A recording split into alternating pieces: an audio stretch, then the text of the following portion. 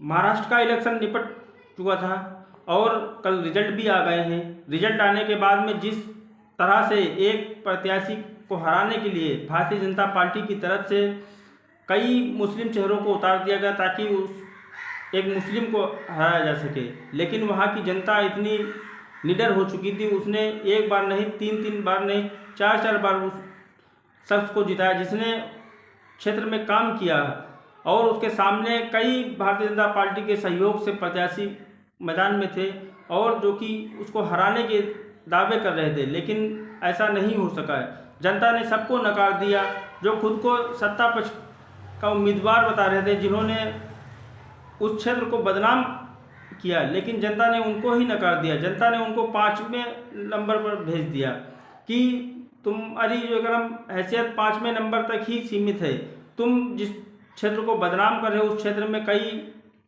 बड़ी बड़ी नामी गिरामी हस्तियाँ रहती हूँ, तुमने सबको जो है उसी लेवल पर लाके खड़ा कर दिया।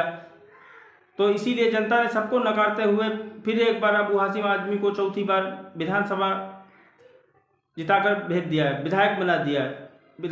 अबू हाशिम आजमी की इतनी जो क्या इमेज हो गई मानपुर शिवाजी नगर में कि जनता ने चौथी बार उनके ऊपर भरोसा जताया और अबू हाशिम आजमी उनके भरोसे पर खरे उतरे, हमेशा उनके साथ में हक की आवाज़ उठाते रहे, चाहे वो किसी भी धर्म का हो, किसी भी जाति का हो, सबके लिए वहाँ पर अबू हाशिम आजमी ने काम किया। बताते हैं आपको किस तरह से और कितने वोटों से अबू हाशिम आजमी चुनाव जीते हैं समाजवादी पार्टी से, और उनके सामने कौन कौन प्रत्याशी था और कौन प्रत्याशी कौन सा नंबर पर आया है, ये पूरी जानकारी आपको बताएंगे। अगर मेरे चैनल पर नए आए हैं तो मेरे चैनल को सब्सक्राइब जरूर कर लें, वीडियो अच्छी लगे तो उसको लाइक कर देना मेरे चैनल और इसको शेयर भी कर देना। चलिए वीडियो में देखने को मिलेगा किस तरह से अबू हाशिम बयान दे रहे हैं, नवाब मलिक के ऊपर भड़ास निकाल रहे हैं कि नवाब मलिक ने जिस तरह से गोवंडी को बदनाम करने के लिए यहाँ चुनाव लड़ा था। पूरी जानकारी आपको वीडियो में देखने को मिल जाएगी, बने रहें और वीडियो को शुरू करते हैं। महाराष्ट्र विधानसभा चुनाव संपन्न हो चुका है और संपन्न होने के बाद में कल नतीजे भी आ चुके हैं। नतीजों में फिलहाल महाराष्ट्र में इंडिया गठबंधन की सरकार तो नहीं बन पाई है। इंडिया गठबंधन की सरकार वहां पर बनने के लिए तैयारी में है।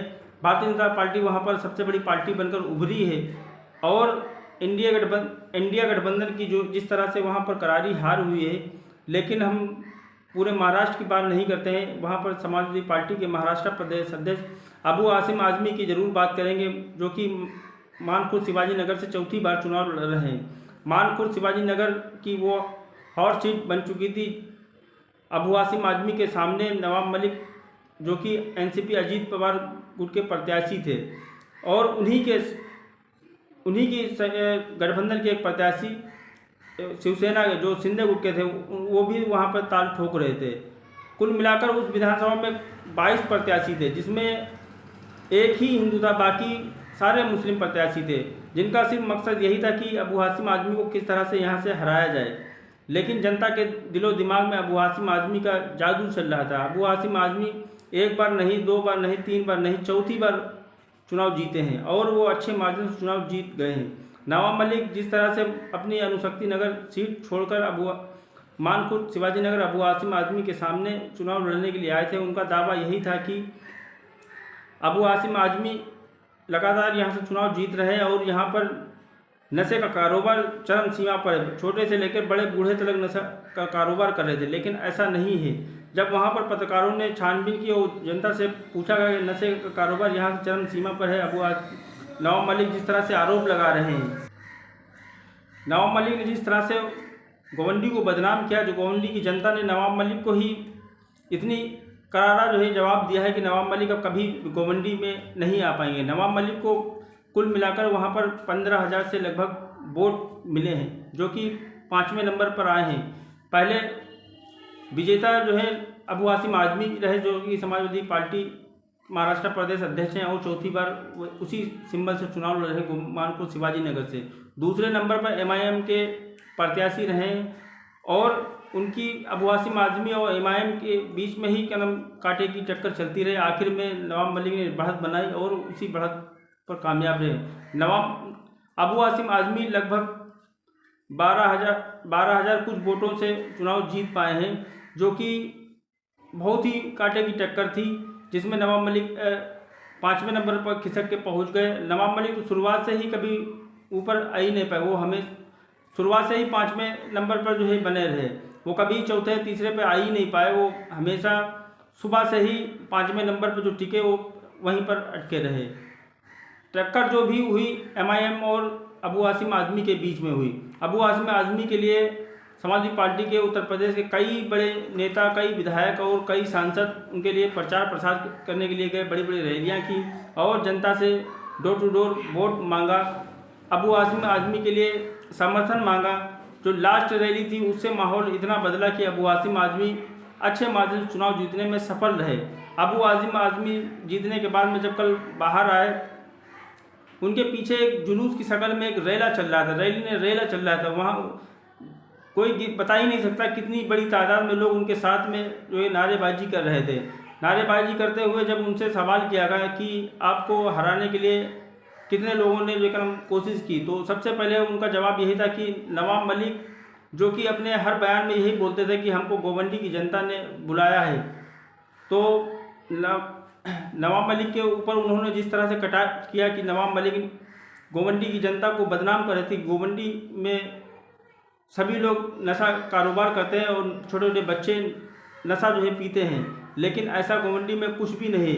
आप लोग जाकर जो है पता करिए कि गोवंडी में कहाँ पर नशा बिक रहा है, वो हमको बताइए। हम कई जो नशा बेचने वाले थे उनको जो है हम कई बार जो है उठाकर बंद करवा चुके हैं।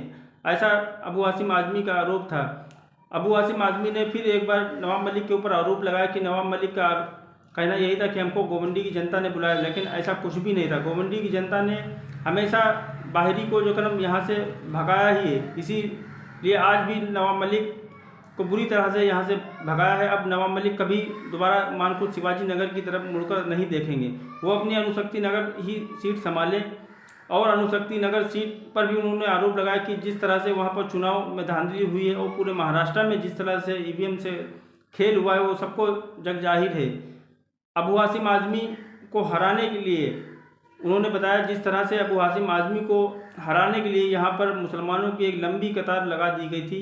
बीजेपी के सहयोग से लोग मुस्लिम प्रत्याशी खड़े हुए थे। उनको ये नहीं मालूम था कि अबू आसिम आज़मी ने यहाँ पर मानपुर शिवाजी नगर के लिए कितना काम किया है और जो भी काम छूट गए हैं वो इस बार पूरे हो जाएंगे। गोवंडी को अलग पहचान मिली है।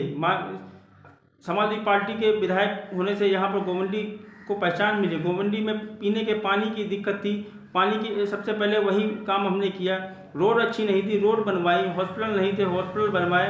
अब जो भी काम हुए हैं तो जनता ने एक बार हमको फिर चौथी बार जिताकर भेजा है, तो जो भी काम बचे हैं वो काम भी हम बहुत ही जल्दी पूरे कराएंगे।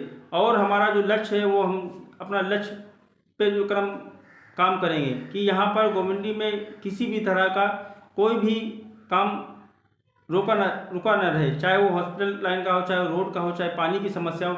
हर समस्याओं के लिए हम हमेशा तैयार रहेंगे और जनता के बीच में हमेशा रहते हैं और आगे भी ज़्यादा से ज़्यादा कोशिश करेंगे जनता के बीच में रहने की, कि हम ज़्यादा से ज़्यादा जनता से मुलाकात कर सकें और जनता के बीच में रह सकें। ऐसा उन्होंने जीतने के बाद में कहा। और उन्होंने फिर एक बार नवाब मलिक के ऊपर आरोप लगाया कि नवाब मलिक को माफ़ी मांगना चाहिए मानपुर शिवाजी नगर की जनता से, जिसको उन्होंने बदनाम किया। और उसको बदनाम मानपुर शिवाजी नगर को जिस तरह से उन्होंने पूरे भारत में बदनाम कर दिया है, मानपुर शिवाजी नगर की जनता से माफ़ी मांगना चाहिए नवाब मलिक को कि हमसे गलती हो गई। अब दोबारा वो कभी यहाँ पर चुनाव लड़ने के लिए नहीं आएंगे। अखिलेश यादव की उन्होंने तारीफ़ की और समाजवादी पार्टी की भी तारीफ़ की, जिस तरह से उन्होंने हमारे ऊपर विश्वास जताया। और आज हम जो भी हैं वो समाजवादी पार्टी और अखिलेश यादव माने मुलायम सिंह की वजह से हैं। मेरी जो भी पहचान है वो अखिलेश यादव, समाजवादी पार्टी और मुलायम सिंह की ही देन है, जो आज हम चौथी बार लगातार विधायक बने हैं। आपकी क्या राय है कि नवाब मलिक को वहाँ से मानपुर शिवाजी नगर से चुनाव लड़ना चाहिए था, नहीं लड़ना चाहिए था? अब नवाब मलिक को भी पता चल गया है कि अबू आसिम आज़मी को हराने के लिए लोहे के चने चबाने पड़ेंगे।